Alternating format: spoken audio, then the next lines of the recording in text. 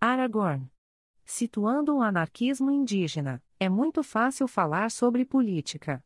Isso acontece naturalmente e, na maioria das vezes, a resposta direta não satisfaz o questionador, nem é apropriado fixar nossa política neste mundo, naquilo que parece inamovível. A política, assim como a experiência, é uma forma subjetiva de entender o mundo. Na melhor das hipóteses, ela fornece um vocabulário mais profundo do que chavões de boca fechada sobre ser bom para as pessoas; na pior, e mais comum, ela enquadra pessoas e ideias em ideologia. A ideologia, como sabemos, é uma coisa ruim. Por quê?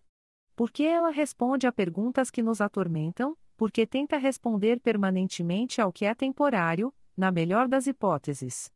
É fácil ser cauteloso com relação à política, mas, por um momento, vamos imaginar uma possibilidade.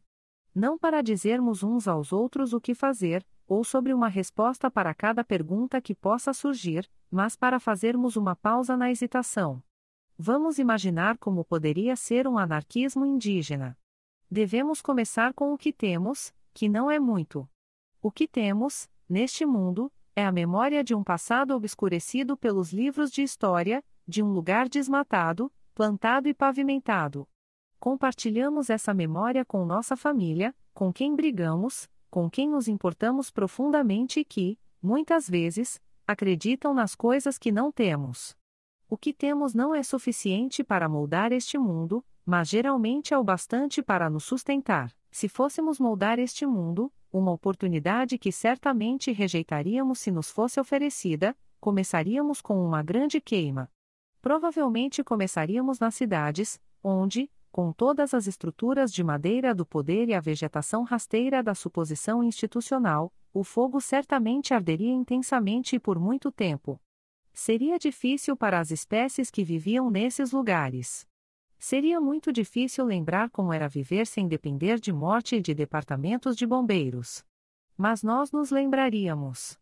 Essa lembrança não se assemelharia a um compartilhamento de habilidades ou a uma aula de extensão sobre os métodos de sobrevivência, mas a uma conscientização de que, por mais habilidosos que sejamos, ou nos consideremos, precisamos de nossa família.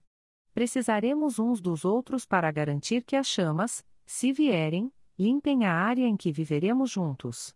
Precisaremos limpá-la do combustível que acabaria repetindo os problemas que estamos tendo atualmente.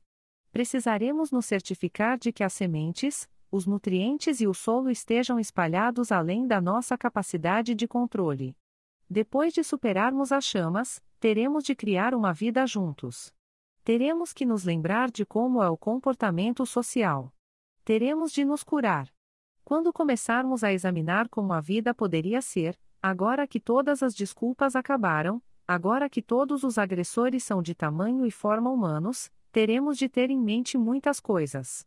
Teremos de ter sempre em mente a questão da escala. Teremos que ter em mente a memória das primeiras pessoas e as pessoas que mantiveram a memória dos fósforos, onde e quando queimar durante a confusa era passada. Pelo que vale, teremos de estabelecer uma maneira de viver que seja tanto indígena, ou seja, da terra em que estamos, quanto anarquista, ou seja, sem restrições autoritárias. Primeiros princípios. Os primeiros princípios são aquelas perspectivas que, os adeptos de uma tendência entenderiam como imutáveis. Geralmente, eles não são declarados. No anarquismo, esses princípios incluem ação direta, ajuda mútua e cooperação voluntária. Essas não são ideias sobre como transformaremos a sociedade ou sobre a forma de organização anarquista, mas um entendimento sobre o que seria inovador e qualitativamente diferente em uma prática social anarquista em relação a uma república capitalista ou a um socialismo totalitário. Vale a pena observar a história cultural de nossos três princípios anarquistas básicos como uma forma de entender como poderia ser um conjunto de princípios anarquistas indígenas. A ação direta como princípio se diferencia principalmente da tradição das lutas trabalhistas, em que era usada como tática, na medida em que postula que viver diretamente ou de forma não mediada é um imperativo anarquista. Em outras palavras, o princípio da ação direta seria uma declaração anarquista de autodeterminação em aspectos práticos da vida.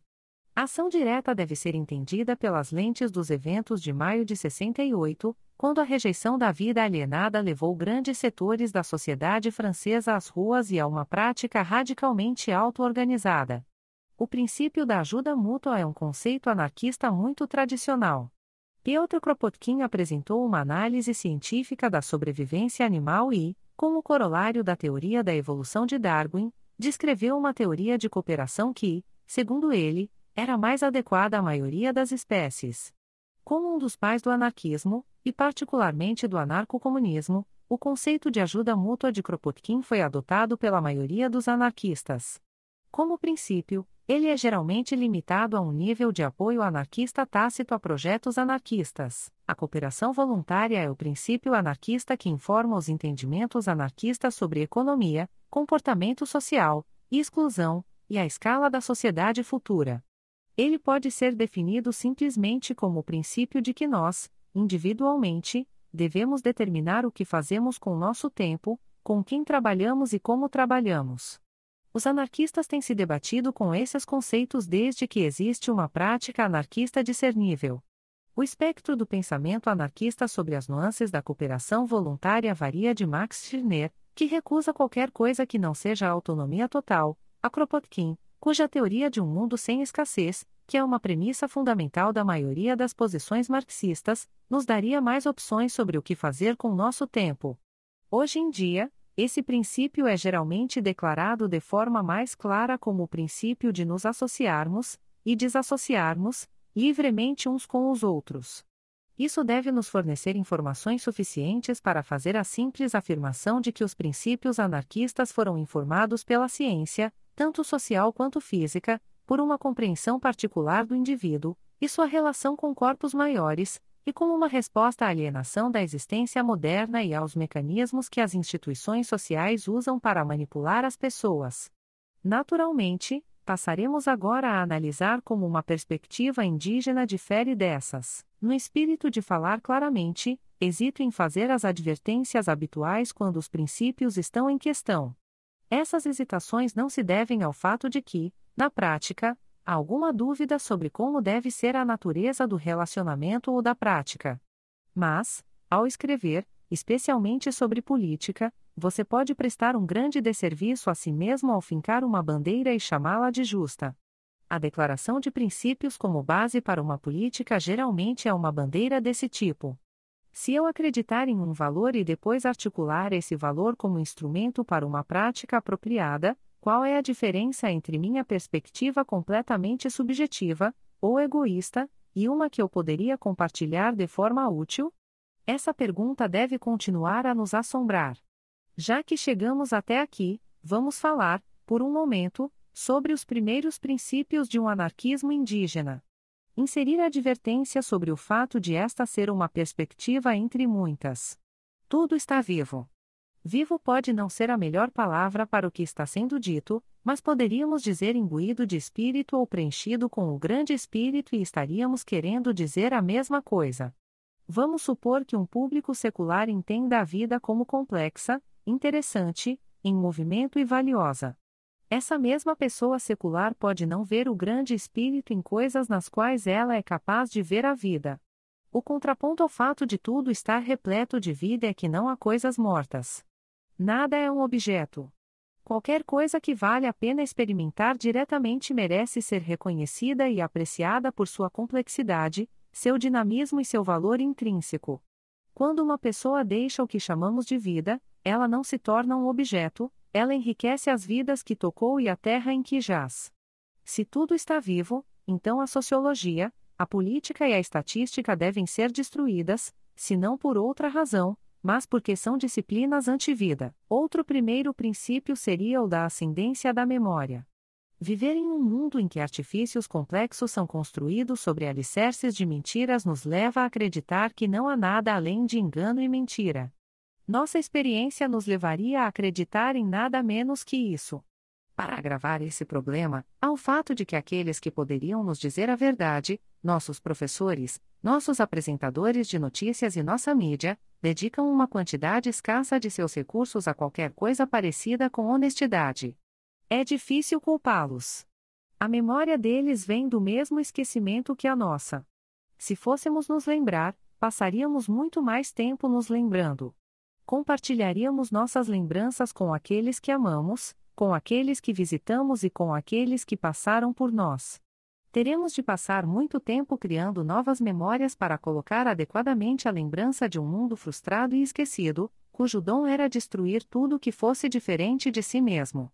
Um anarquismo indígena é um anarquismo de lugar. Isso parece impossível em um mundo que tomou para si a tarefa de nos colocar em lugar nenhum. Um mundo que nos coloca em lugar nenhum universalmente. Mesmo onde nascemos, vivemos e morremos não é nosso lar. Um anarquismo de lugar poderia ser como viver em uma área por toda a vida. Pode ser viver apenas em áreas densamente arborizadas, próximas a corpos d'água que sustentam a vida ou em lugares secos. Pode ser viajar por essas áreas. Pode ser viajar todo ano, conforme as condições ou o desejo. Poderia se parecer com muitas coisas vistas de fora, mas seria uma escolha ditada pela experiência subjetiva daqueles que vivem no local e não pela exigência de prioridades econômicas ou políticas. A localização é a diferenciação que é esmagada pelo almofariz da urbanização e pelo pilão da cultura de massa na pasta da alienação moderna. Por fim, um anarquismo indígena nos coloca como parte irremovível de uma família ampliada. Essa é uma extensão da ideia de que tudo está vivo e, portanto, estamos relacionados a ele no sentido de que também estamos vivos. É também uma declaração de uma prioridade clara. A conexão entre os seres vivos, que chamaríamos abreviadamente de família, é a forma como nos entendemos no mundo. Fazemos parte de uma família e nos conhecemos por meio da família.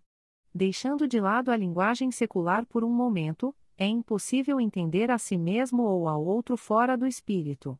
É um mistério que deve permanecer fora da linguagem, que é o que todos nós compartilhamos juntos e esse compartilhamento é a vida. Anarquista em espírito versus anarquista em palavras. Até o momento, os povos indígenas em geral e os povos nativos da América do Norte especificamente não aceitaram muito bem o termo anarquista. Houve algumas exceções notáveis, Rob Los Ricos, Zig Zag e eu mesmo entre eles, mas a opinião geral é exemplificada pela frase de Ward Churchill: compartilho muitos valores anarquistas, como a oposição ao Estado, mas... O que leva à pergunta, por que mais pessoas nativas não se interessam pelo anarquismo? A resposta mais óbvia a essa pergunta é que o anarquismo faz parte de uma tradição europeia tão distante do mainstream que geralmente não é interessante, ou acessível, para os não ocidentais. Isso é em grande parte verdade, mas é apenas parte da resposta. Outra parte da resposta pode ser vista na porcentagem surpreendentemente grande de anarquistas que defendem que a raça não importa, que ela é, na melhor das hipóteses, uma ferramenta usada para nos dividir, pelo homem, e, na pior, algo que transformará a sociedade em tribalismo, SIC. Além do fato de esses argumentos terem algum mérito, que acredito que se sustentam por si mesmos, há a violação de dois princípios que não foram discutidos em detalhes até este ponto: autodeterminação e descentralização. Radicalismo. A autodeterminação deve ser entendida como o desejo das pessoas que são auto-organizadas, seja por tradição, escolha individual ou inclinação, de decidir como querem viver umas com as outras. Isso pode parecer senso comum, e de fato é, mas também é constantemente violado por pessoas que acreditam que seu sistema de valores substitui o das pessoas ao seu redor. A pergunta que os anarquistas de todos os tipos têm de responder por si mesmos é se são capazes de lidar com as consequências de outras pessoas que vivem de maneiras que eles consideram repreensíveis. A descentralização radical é um resultado provável para a maioria das posições anarquistas.